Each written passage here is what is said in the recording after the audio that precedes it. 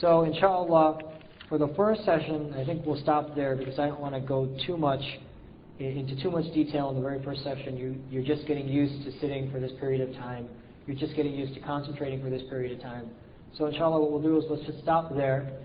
And let me see if there's any questions. I can go ahead and take the questions.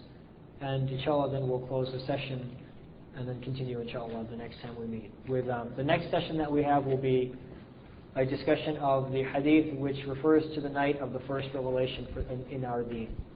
Okay, go ahead. Is there a question?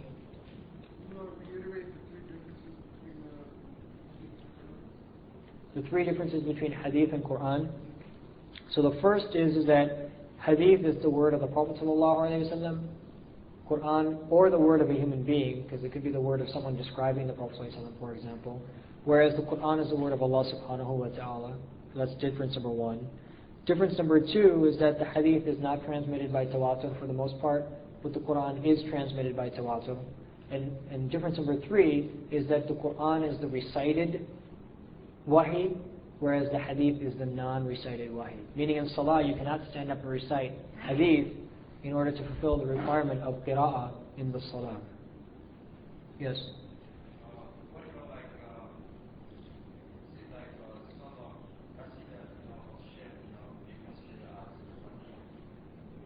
Some qasida as a shaykh being considered as wahi?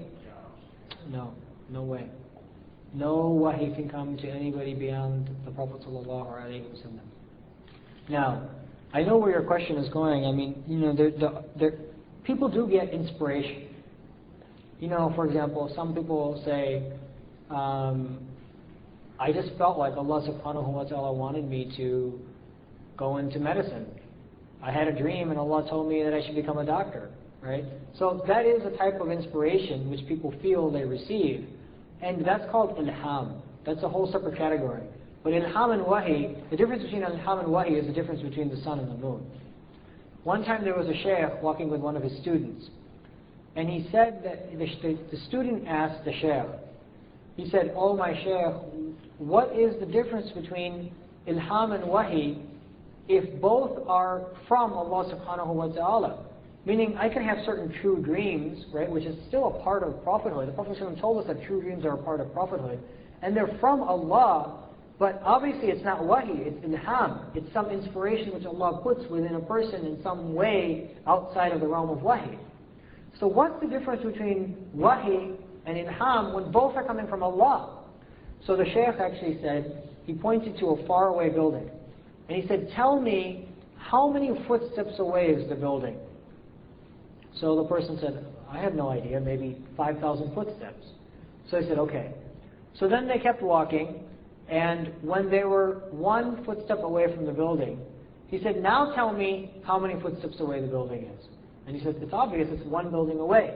He said, "This is the difference between ilham and wahi." The anbiya are so close to Allah subhanahu wa ta'ala and drawn so near that their communication with Allah subhanahu wa ta'ala is as if they're only one footstep away. Whereas the awam are so far and distant from Allah that whatever inspiration that comes to them is still very vague and is still dhanni and is still not certain. So it's rough. You can say it that way. And the other thing to keep in mind is that ilham can never overturn wahi. So many people, and this is a very common thing, we do it ourselves in this day and age. And people just like ourselves will come to me and they'll make a following argument. They'll say, "You know, my parents don't want me to get married to this particular person, but my istikhara is good." This is what they'll say. "My parents are dead set against it. They say you can marry anybody, but they just don't want me to marry this person, but I did istikhara and it's positive." Istikhara cannot overtake the wahi. You have the responsibility of obeying your parents. That's wahi. If you have a dream and you're told to marry this person, that's all dhan. You cannot compare that to the wahi of obeying parents.